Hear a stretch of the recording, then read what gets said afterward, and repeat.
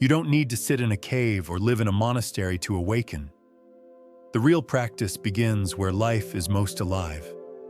During your morning routine, in traffic, in conflict, in silence, in discomfort. While washing dishes, while listening without interrupting, while noticing that your breath has become shallow. This chapter invites you into the living laboratory of daily life, where every moment becomes a doorway to presence. You'll explore how suffering becomes a teacher, not an enemy. How compassion deepens when you begin to see the unseen conditions behind every action. And how true freedom isn't found in controlling life, but in your relationship to it. Mindfulness isn't about escaping reality. It's about entering it fully, with eyes open and heart soft. Each teaching here will offer more than knowledge. It will offer a practice, simple, clear, real. Not as theory, but as the art of being human with awareness. Come closer now. The path is already beneath your feet. Mindfulness in every action. Breathing, eating, walking, listening. Each is an opportunity to see impermanence and cause and effect in real time. The bell rings softly in the monastery. You follow the monk down a stone path toward the dining hall. There's no rush, no chatter, just the quiet rhythm of feet meeting earth. Inside, the space is simple. Low tables, cushions, and bowls arranged with care. The monks sit silently, hands folded, waiting. Steam rises gently from the food, but no one eats yet. Before the meal, your teacher whispers, "We practice gratitude." A short chant follows. It's not grand or ceremonial, just a calm acknowledgement of the farmers who grew the rice, the rain that nourished it, the hands that cooked it, the effort that brought it here. Now, the monk says, look closely at your bowl. See the entire universe in this rice. You hesitate. Then you do. You see soil, sunlight, seasons, labor, generations, commerce. And now, this moment, this breath, this body sitting before a simple meal. You take a bite slowly. The flavor is richer than you expect. Not because the food is special, but because you are here for it. Mindfulness, the monk says, is not limited to meditation. It is the art of showing up for your life. Later, as you wash your bowl, he invites you to observe even this act. The feel of water, the temperature, the weight of the bowl in your hands. That most people are only half present, he says. They eat while thinking, walk while worrying, speak without listening. Their bodies move through life, but their minds are elsewhere. You think of how often you've done exactly that, lost in the past, rushing into the future, missing the very moment you're in. Each action, the monk continues, is an opportunity. You can eat with awareness, breathe with awareness, even fold your blanket with awareness. Nothing is too small. The sacred hides in the ordinary. You leave the hall with your senses sharpened. The wind feels cooler. Your breath feels fuller. You are more awake, not in a mystical way, but in the most human one. Mindfulness, you realize, isn't something you practice only on the cushion. It's something you carry into everything. And in doing so, life no longer passes you by. You're finally here for all of it. Suffering as the gateway to awakening. Pain is not punishment, but a condition that softens the self and reveals deeper truth. It's through friction that the sharp edges of the ego are worn smooth. You sit with the monk in a quiet garden as the last light of afternoon filters through the trees. The world is peaceful, but something inside you is not. You shift uncomfortably, trying to find words. "I've carried this pain for so long," you finally say. "I try to be strong, to let go, to move on. But it still hurts. I just want it to go away." The monk listens patiently, then picks up a smooth stone from the ground and places it in your hand. "This stone was once jagged," he says, "but years of wind, water, and friction wore it down. What felt like destruction was actually shaping." You look at the stone. It feels cool, weighty, real, just like your pain. "Suffering," he continues, "is not something to escape. It is a doorway. Pain shows us where we are clinging, where we are blind, where we are still asleep." You remain silent. "The Buddha never promised a life without suffering," the monk says. "He simply offered a path to transform our relationship with it. When we stop asking, 'Why is this happening to me?' and begin asking, 'What is this teaching me?' the pain becomes a teacher, not a curse." You recall the heartbreak, the betrayal, the failure. You've called them mistakes, punishments, bad luck. But what if they were invitations? What if this pain is the pressure that breaks the shell of who you thought you were, the monk offers, so something wiser can emerge? A breeze stirs the trees. Leaves shift and fall without resistance. The goal is not to avoid suffering, the monk says. It is to suffer consciously, to meet it with awareness, and to let it soften you rather than harden you. You feel tears rise, not from sadness, but from the release of years of gripping. You look at the stone in your hand again. Maybe you too are being shaped, not broken, not punished, but revealed. And suddenly, the pain isn't something you must fix or outrun.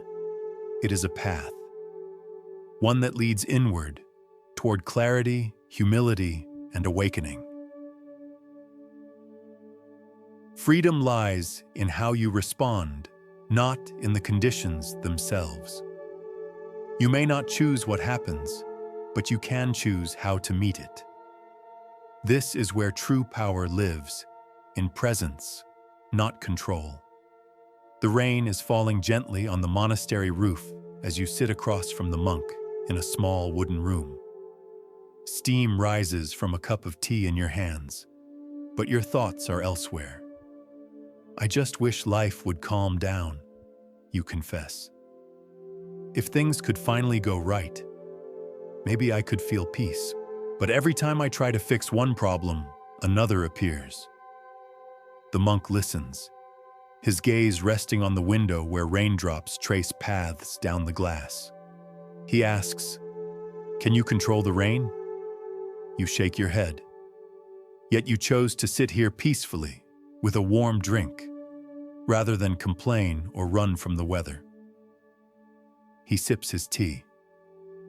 This is the essence of the practice. You may not control the storm, but you can choose how you hold the umbrella. You smile faintly, but sometimes the storm is inside me. "Especially then," he says gently. He explains that real freedom isn't found in controlling what happens. It's in how you meet what happens. Every moment brings conditions, some pleasant, some painful. But your reaction, that is your responsibility. That is where choice lives. The world will not always be kind. People will disappoint you. Plans will fall apart. Your own mind will betray you. But none of these can take away your ability to respond with awareness, with patience, with wisdom. You look down into your tea, watching the steam rise and disappear. You're saying, "I don't need better conditions. I need better relationship to the ones I already have." The monk nods. Exactly. When you stop waiting for life to align with your expectations, you discover the power you already have. Not the power to control, but the power to meet life with clarity and choose your next step with care. He rises and opens the door.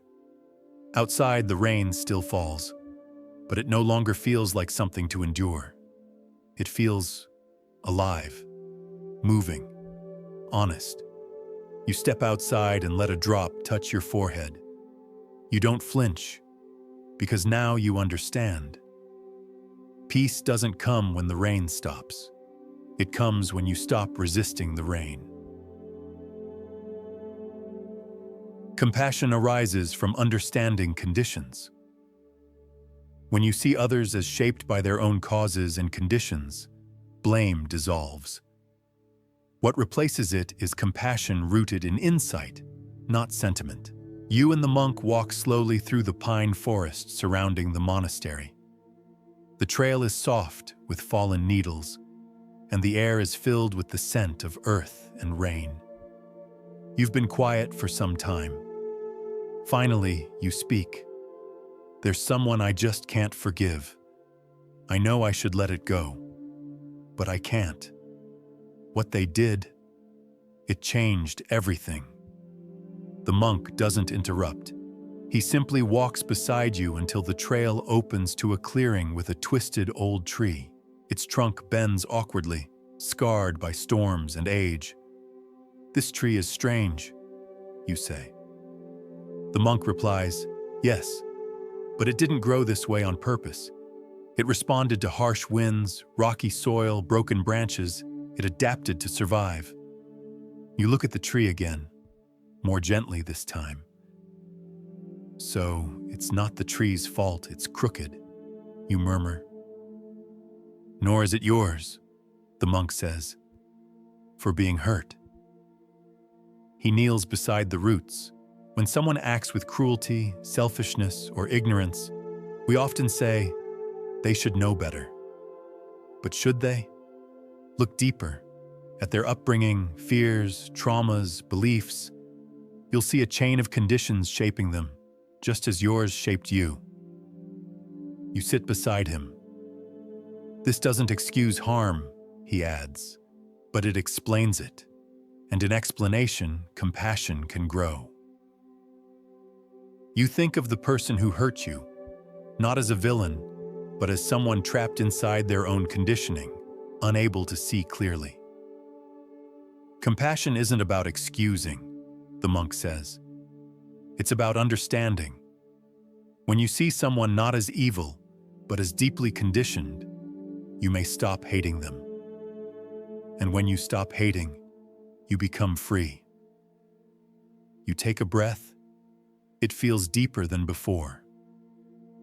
The monk continues, "You are not your pain, and they are not their worst moment."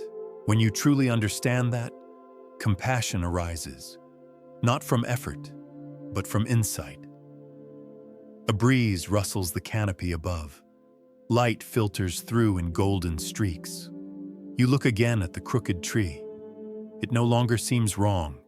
It seems real. And in your heart, the tight knot of resentment begins, just barely, to loosen. Practice happens right in the middle of daily life. You don't have to escape the world to live mindfully. Your home, your workplace, even a crowded street can become a place of awakening. You return home after your time in the monastery. No bells, no incense, just laundry to fold, emails to answer, dishes in the sink. Within days, the calm begins to fade. Old frustrations return. A traffic jam, a missed deadline, someone's careless words. You begin to wonder, was the peace real or just a temporary escape? Then you remember something the monk told you on your last morning. The real monastery isn't up here in the mountains. It's wherever your feet are standing.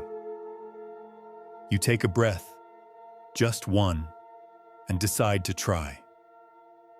You wash the dishes, not to finish, but to feel the warm water, to hear the sound, to notice the movement of your hands.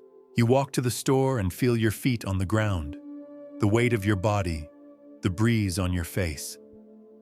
You listen to your child, not just the words, but the emotions beneath them. You pause before replying to that irritating email, choosing a calmer tone.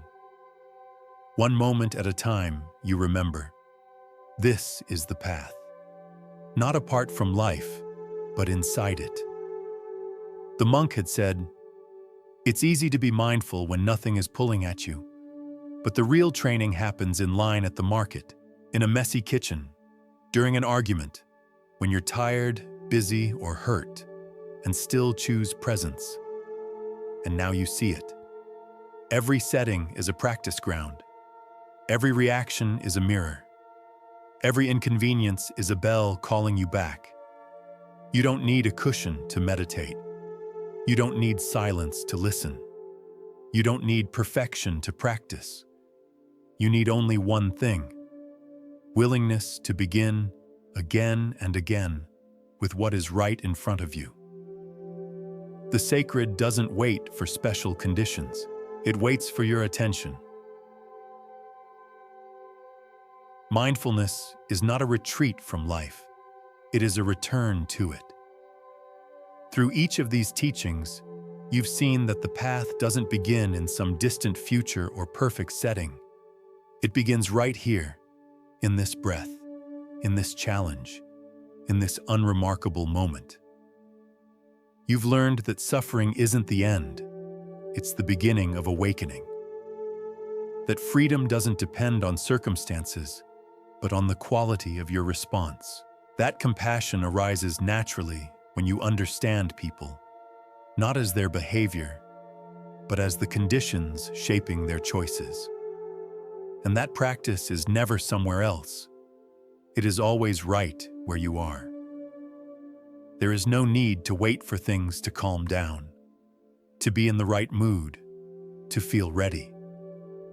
Because the moment is always ready, and presence is always possible. Let this understanding move with you, not as a philosophy, but as a quiet companion. In the midst of noise, pause. In the face of anger, breathe. In the ordinary, bow. And remember, the path is not beside your life. It is your life.